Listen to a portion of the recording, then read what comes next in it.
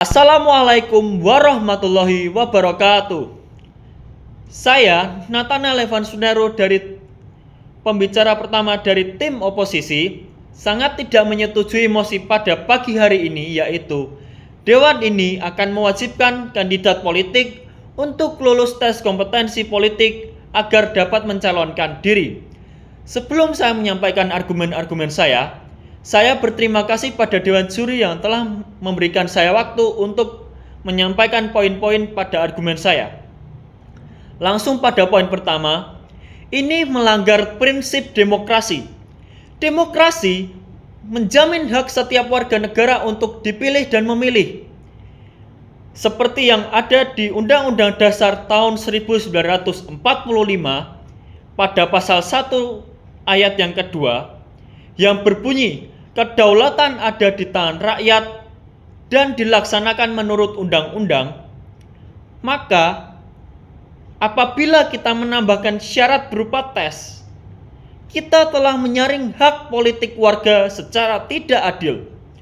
Contohnya, di Indonesia sendiri, siapapun warga negara yang memenuhi syarat administratif berhak maju tanpa harus dites ataupun diuji secara akademik.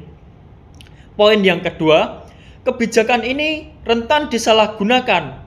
Siapa yang menyusun soal, siapa pengujinya? Jika lembaga tidak independen, tes ini bisa disalahgunakan sebagai alat untuk menjegal lawan politik. Kita tentu tidak ingin demokrasi berubah menjadi alat kekuasaan. Poin yang ketiga, tidak semua kompetensi politik bisa diuji lewat tes, seperti kepemimpinan, integritas, keberpihakan pada rakyat, bukanlah suatu hal yang bisa diukur melalui soal-soal pilihan ganda. Contoh nyatanya merupakan Presiden ke-7, yaitu Bapak Insinyur Joko Widodo. Ia berlatar belakang sebagai tukang kayu, bukan ahli teori politik. Tetapi terbukti bahwa beliau terpilih sebagai presiden yang menjabat selama 2 periode oleh rakyat karena kemampuan komunikasinya serta pendekatan secara langsung ke masyarakat seperti belusukan, peninjauan proyek secara langsung, dan masih banyak contoh yang tidak perlu saya sebutkan dan Dewan Juri pasti tahu akan contoh-contoh yang saya maksud.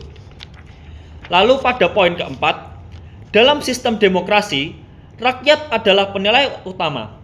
Jika seorang kandidat dinilai tidak cakap, maka rakyat berhak atau mempunyai kekuatan untuk tidak memilihnya. Di Amerika Serikat sendiri, meski Donald Trump seringkali dinilai tidak kompeten secara akademik, ia tetap dipilih karena ia dianggap mewakili suara masyarakat tertentu. Pada poin kelima, aturan ini dapat menjadi diskriminatif bagi rakyat biasa.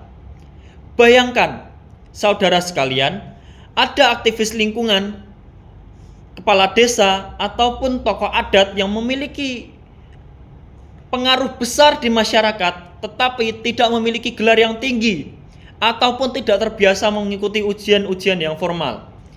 Apakah mereka tidak berhak untuk mencalonkan diri? Tes seperti ini berpotensi untuk mendiskriminasi rakyat kecil dan hanya memberi jalan kepada kaum elit yang terdidik serta profesional saja.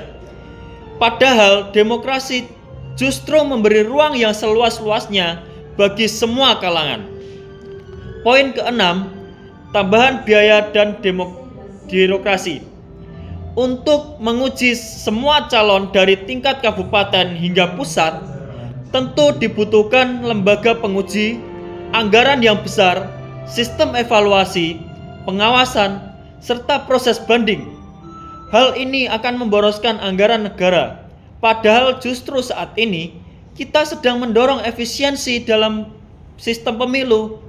Salah-salah, uang yang harusnya digunakan untuk proses pendidikan ataupun proses kesehatan malah dipakai untuk urusan persiapan tes kompetensi politik. Jadi kesimpulannya adalah kualitas pemimpin tidak ditentukan oleh nilai ujian, tetapi oleh rekam jejak di masyarakat, integritasnya terhadap negara, dan kedekatannya dengan rakyat, terutama di tempat tinggalnya atau tempat domisilinya. Solusi yang lebih baik di antara lain adalah meningkatkan pendidikan politik bagi masyarakat, terkhusus bagi masyarakat yang ingin menjadi wakil rakyat. Lalu mendorong partai politik untuk menyaring calon dari internal partai yang berkompetensi dalam segala bidang, serta memperkuat rekam jejak kandidat di ruang publik, dan kandidat yang terpilih harus melalui proses transparan dari partai politik yang mengusungnya. Jangan kita korbankan demokrasi hanya karena ingin membatasi lewat ujian.